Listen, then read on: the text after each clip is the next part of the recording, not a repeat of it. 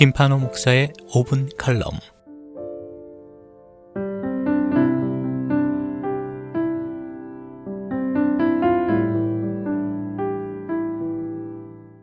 앙뚜안 더 생텍쥐페리의 어린 왕자에서 여우는 왕자에게 이렇게 말합니다.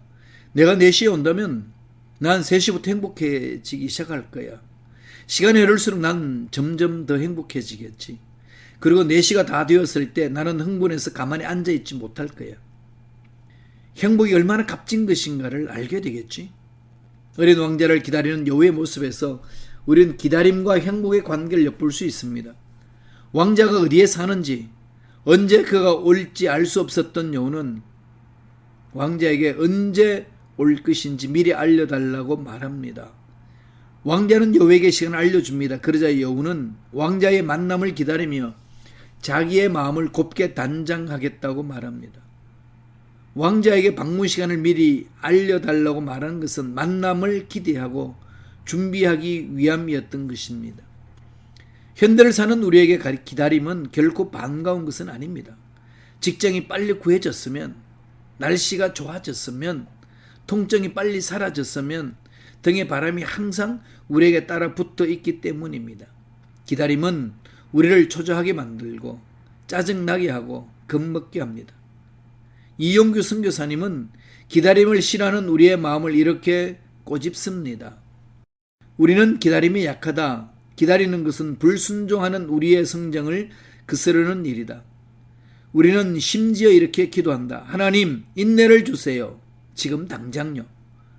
하지만 세루즈 블로커가 글을 쓰고 다비드 칼리가 그림을 그린 나는 기다립니다 라는 그림책은 기다림의 의미를 다시 생각해 보게 해줍니다. 크리스마스와 케이크가 구워지기를 기다리던 아이가 자라서 연인을 만나 사랑하고 군대에 가고 전쟁을 치르고 결혼하여 아이를 낳고 그렇게 몇 해의 차례의 봄을 맞으며 손자의 탄생을 기다리기까지 주인공이 만나 인연을 맺는 사람들에게로 빨간 끈이 이어집니다. 때론 끊길 듯, 때론 헝클어진 채, 하지만 인연의 끈은 끊어지지 않고 주인공의 아이에게로 그리고 손자에게로 이어집니다. 마치 삶은 한 사람의 죽음으로 끝나는 게 아니라 끝없이 이어지는 만남이라는 것. 기다림은 살아가는 내내 겪게 되는 축복이라는 것을 보여주는 것 같습니다. 기다림은 역설과 신비를 담고 있습니다. 영어로 수동적이라는 뜻의 패시브와 열정이라는 뜻의 패션은 참는다는 의미의 라틴어 어근 파티에서 나왔습니다.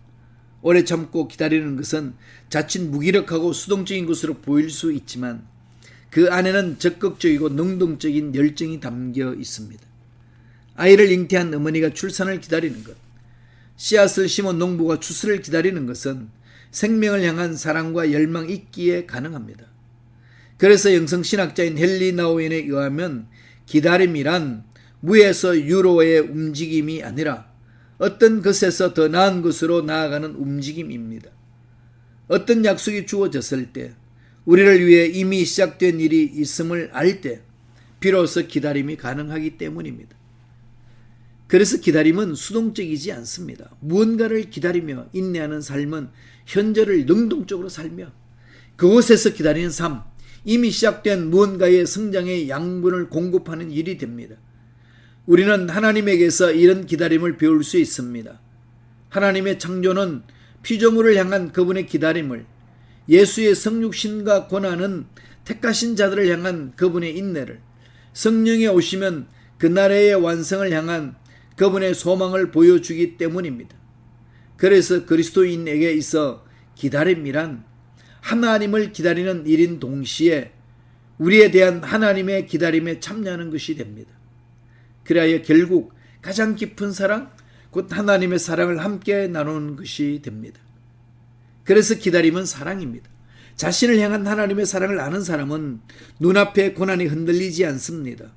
깊은 밤에도 태양이 있음을 믿는 사람처럼 하나님의 사랑과 그분의 선하심을 믿는 사람은 묵묵히 참고 기다릴 수 있습니다. 맥스 루케이더 목사님의 말과 같이 우리가 하나님의 대기실에 앉아 기다리는 동안 하나님이 일하고 계시다는 것을 알기 때문입니다. 예수 그리스도의 나심을 기다리는 대림전을 보내고 있는 우리의 마음은 어떠합니까?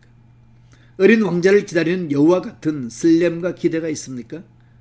슬프고 고단한 현실 속에서도 기다림을 포기하지 않을 때 그분은 우리의 삶과 인격 속에서 다시 태어나실 것입니다. 그러나 우리의 마음에 그분의 자리를 마련합시다. 그리고 삶에 지쳐 아무렇게나 자신을 내던져버린 이웃에게도 성탄의 기쁜 소식을 전하는 우리가 됩시다.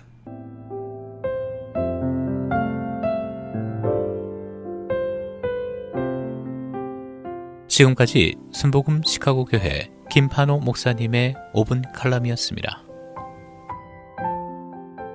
신앙 상담이나 문의는 전화 773-456-6780 456-6780번으로 연락 주시기 바랍니다.